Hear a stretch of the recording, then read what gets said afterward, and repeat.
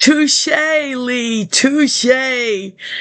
The first question, 1984, College Park. What soap operas do you watch? ABC, Down the Line. Ryan's Hope, To the Edge of Night.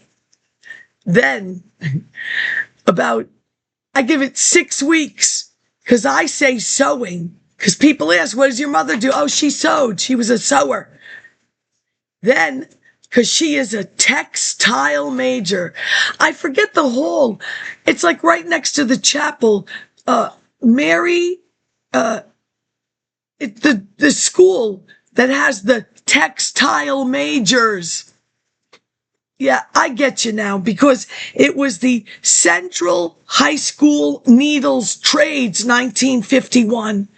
But when women studies, because I only wanted to see what is the new lexicon, key words, because I graduated from New York, Board of Regents, honors, English, history, and a foreign language, German. What's going on out there? So I took women's studies, American studies. When you talk about the triangle trade sewing fire, why did you not say that Miss Perkins was responsible, the person who was in charge of labor for FDR? And then why didn't you ever say it's a zoning issue and fire safety?